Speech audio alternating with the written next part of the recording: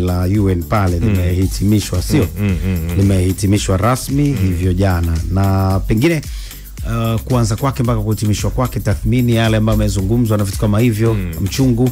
Yes, ajenda kubwa kama tulivyosema nyingi, ajenda kubwa imekuwa ni Gaza. Gaza ndio imechukua ajenda kubwa sana, na tumeshuhudia vile vile zaidi ya mataifa 160 yameweza kuitambua taifa la Palestina. Lakini vile vile tumeshuhudia Marekani ameendelea kutumia kura yake ya turufu, kura ya veto. Sasa hivi ni mara 40 kuweza kuhakikisha kwamba Palestina haliwezi kuundwa. Ukifuata tathmini kishirikia mwaka huu, wale delegate wa kidiplomasia walitoka nje kwa lengo la kuweza kufanya boycott, kupinga hotuba Netanyahu, kama vile ambavyo walitoka mwaka jana kwenye mkutano wa 79 wa Umoja wa Mataifa. Lakini vile swala zima kwa mfano la Ukraine limeenda kuchukua nafasi, masuala kwa mfano ya immigration, kama kwamba uhamiaji haramu, masuala kwa mfano ya kuanguka kwa demokrasia duniani, changamoto za kiulimwengu.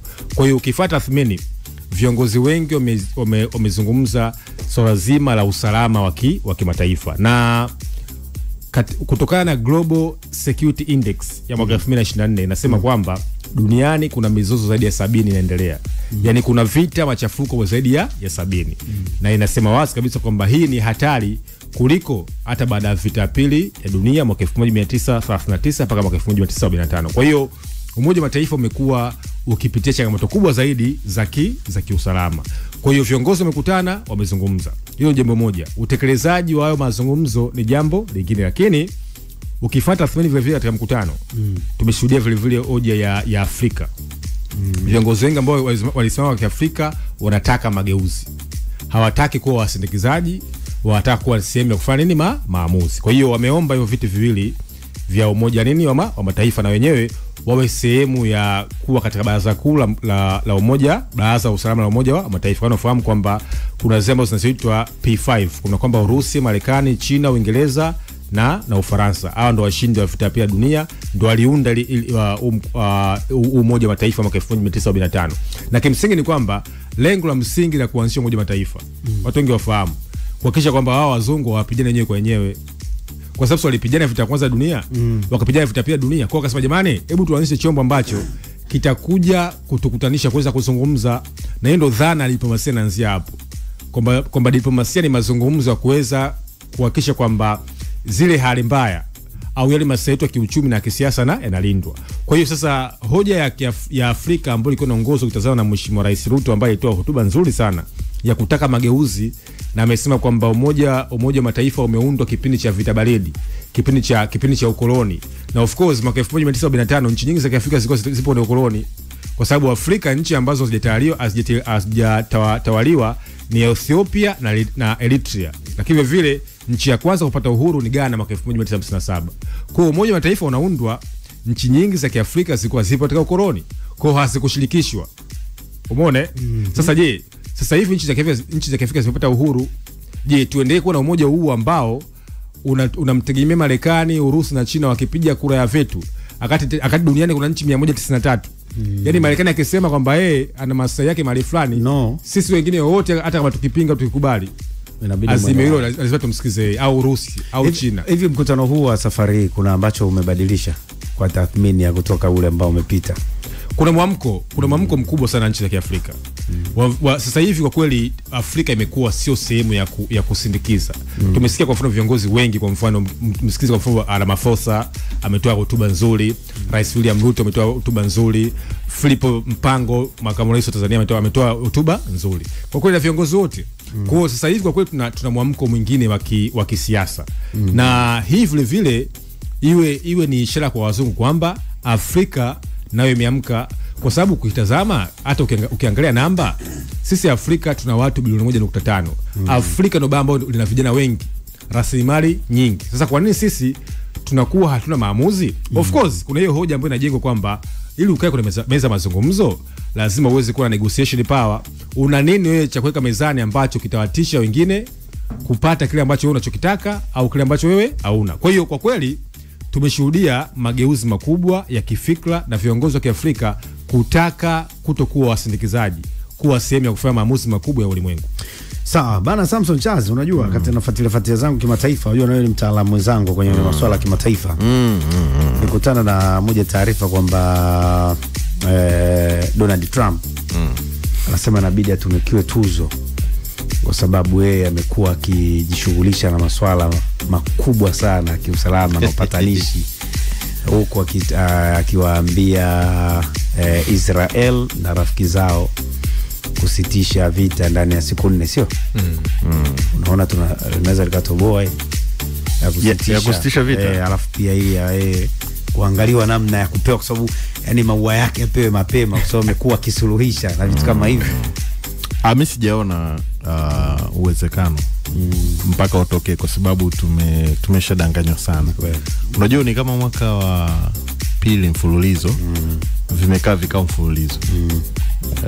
Kuna vikao vingine vilionyesha matumaini kabisa. Tunakumbuka mwezi wa Ramadhani kipindi fulani watu wakapishwa futuru, yani kuna dalili unaziona. Alafu baada jioni unasikia watu wamepigwa. Lakini bado hatujaweka wazi kiburi cha Israeli kinatoka wapi, kwa sababu Israeli yenyewe kuna kipindi inawaambia watu sogeni eneo fulani, alafu inapiga. Yani inawaambia, inawapa watu siku nzima kujipanga, wanawake na wazee, tokeni hapa, lakini ndani ya nusu saa inakunguta eneo lile. Muona bwana. Kwa hiyo naisi ni kama maneno tu ya kujifariji.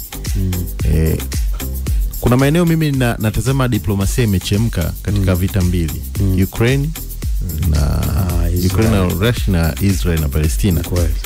Wewe unaona kama unavyosema, ninashuhudia diplomasia duniani imeyumba kwa mara ya kwanza. Enzi hizo ukisikia miaka hiyo, si tukiwa wadogo sana, unafuatilia unasikia Kosovo, Chechnya, unasikia mambo yameisha, Vietnam, Marekani yenyewe, unasikia mambo ya watu wanakaa mezani, yani wakikaa yanaisha. Naona diplomasia hapa katikati ni kama haiaminiki tena.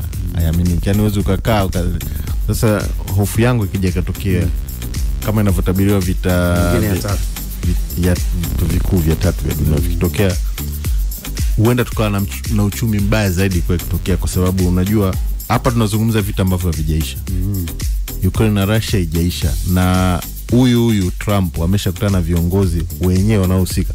Kashakutana na Zelensky pale White House, mpaka akamshushia hadhi, bwana umevaaje, umeelewa bwana.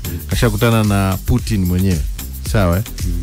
Mipango kukutana na watu kama China, watu kama Korea Kaskazini, lakini hakuna. Kwa hiyo mimi sioni. Kwa kauli yako hapo Sam, unamaanisha kwamba hiyo tuzo wanaojipakulia bado haiwezi kuzungumzia tuzo. Kwanza lazima ujikumbushe Trump ni nani. Trump ni aina fulani ya mwanasiasa ambaye usikika usije hapo. Trump ni kama wale watu ambao kuna watu zamani wakifika ba sawa, lazima wajulikane wako ba, mupe muruke watu wa masifa. Cha kwanza lazima anzishe ugomvi. Fulani yupo hiyo ndo zake. Yani ni kiongozi wa aina hiyo hapo. Na nitoka anaanza kugombea. Kashikasha zopitia hapa Marekani, kesi zile nini, koso risasi pigwa sikioni, ni mtu wa aina hiyo. Yani sio hautamsikia Emmanuel Macron amefanya hivyo Ufaransa. Yani ni kiongozi wa aina hiyo bwana. Sasa nipewe tuzo. Angalia nini alikuwa anaandika mpaka kwenye X mpaka kafungiwa. Yani kitu kidogo tukashakimbilia Twitter miaka ile. Chapisha mpaka mashtaka. Kwa hiyo hiyo ni aina ya Trump sasa. Ndio kiongozi ni. Sawa, mzee wangu mchungu hapo, tukianzia hapo kwa Samuel amezungumza, amechambua vizuri sana. Huko akisema diplomasia inaonekana kama kufeli hivyo hivi. Kuna sababishwa na nini? Alafu kidondokea kwa Trump hapo, nimeona ameshinda pia kesi ile. Masuala ya YouTube wanakwenda kumlipa sasa mamilioni ya fedha baada ya kumzimia mtandao huo. Twenzetu Yes, kwanza ni kweli kabisa kwamba kitu ambacho sasa hivi kinampa ugumu Trump ni hiyo mizozo mikubwa miwili ambayo ya Urusi na Ukraine na Israel na swala zima la Palestina. Lakini katika swala zima la Palestina naweza ngasema kwamba msimamo wa Marekani huo unajulikana inapokuja swala zima la Israel, kwa sababu wao ukitazama dunia nzima inaweza ikawatenga, lakini wao watasimama wao kwa pamoja, na kuna sababu nyingi kutazama. uwekezaji mkubwa wa Israeli ndani ya Marekani, ushawishi wa Wayahudi ndani ya Marekani, ushawishi wa kiteknolojia wa Wayahudi ndani ya Marekani, ushawishi wa kijeshi na intelijensia wa Wayahudi ndani ya Marekani. Kwa hiyo unaweza kusema kwamba Israeli wanaturufu ndani ya siasa za Marekani. Na nisha kusema mara nyingi hapo kwamba hauwezi kuchaguliwa kuwa rais wa Marekani kama msimamo wako kuhusu Israeli ni tofauti. Watakuua kama vile ambavyo ilifanyika mwaka 1962. John F. Kennedy alienda kinyume na Wayahudi, au pale ambapo wakihisi kwamba wewe unaenda kinyume, basi unaweza kuhakikisha kwamba unatawala katika kipindi kimoja tu, kama vile ambavyo waliomfanyia Jimmy Carter mwaka 78. Kwa hiyo imekuwa ni kipindi cha kihistoria. Lakini kwa Urusi nafikiri Putin sasa anazijua siri za damu, kwa sababu Putin kama unafahamu kwamba huyu ni afisa usalama mwandamizi, KGB officer.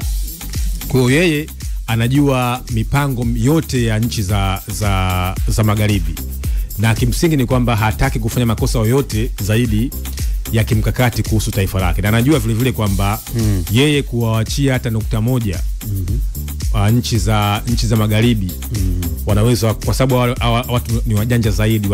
Walimshawishi Mikhail Gorbachev kuunganisha jumuiya magharibi na mashariki, wakampa tuzo ya Nobel mwaka 90. Mwisho wa siku Urusi ikasambaratika. Kwa hiyo kupewa tuzo ya Nobel, of course, kama alivyosema Sam, Trump ni mwanasiasa ambaye anapenda sifa na anapenda kuweka historia. Kwa mfano, akimaliza urais huu atakuwa ni kiongozi wa kwanza wa Marekani kuwa na umri mkubwa. Kwa sababu sasa hivi akimaliza atakuwa na umri wa miaka 74. Atakuwa ni kiongozi wa kwanza wa Marekani kuwa na umri mkubwa. Lakini vile anaitafuta tuzo ya amani. Sasa hivi mpaka sasa hivi ameweza kutatua mizozo 7. Sawa, Cambodia na Vietnam, Rwanda na Kongo mwenyewe anajisifia. Anasema kwamba kama ingekuwa madarakani Putin asingeanzisha uvamizi kwa Ukraine, kama ingekuwa madarakani Hamas wasingeshambulia Oktoba 7. Kwa hiyo akizungumza amekuwa hizi vita akimlaumu Biden, sio yeye kumtazama kwamba hizi vita za Biden, hizi vita za Biden kwa sasa kuvimaliza. Yes, kwa sasa na nimeona jana kwa mfano amerudishwa kwenye mtandao wa YouTube. Yes, kwa sasa atalipwa fedha takriban bilioni 74. Kwa sasa kwa kweli ni kiongozi ambaye kwa kweli katika hii miaka yake 4 tunaweza kushuhudia mengi, ni matamko mengi sana. Lakini vile vile inatajwa kwamba diplomasia ya Trump imekuwa haitabiriki. Diplomasia yake haitabiriki. Unasemaje? Unasema? Kuna msikilizaji wako mmoja anaitwa Cloud. Anasema hivi, Sam, kwa hiyo Trump ni kama mlevi? No, nimetoa mfano. Yaani Trump sana kuna enzizo, kuna wanaume wakifika ba lazima ijulikane kwamba wameingia. Bwana, si tuko hapo, unasema anaweza tu akasema bwana, kuanzia sasa hivi asinunue mtu hapa, mimi ndo nanunua. Unaelewa? Sasa ni aina hiyo ya kiongozi. Hiyo hapa ambayo amesema anatoa nani huyo msikilizaji wetu? Cloud. Yuko kwenye tizi. Lakini kuna msikilizaji wako mmoja anaitwa Dennis Mkomela kutoka Mbeya. Mkomela huyu anasema bwana Lupokela, unataja sana haraka namba ya kusoma. Ni 0683 80 29 66. Huko hapo 06 slow motion 83 80 29 66. Wewe ukiona hapo nimeenda haraka, njoo YouTube hapa, unatukuta tuko live kabisa, unatuachia kama wenzio. Hiyo ulioigusia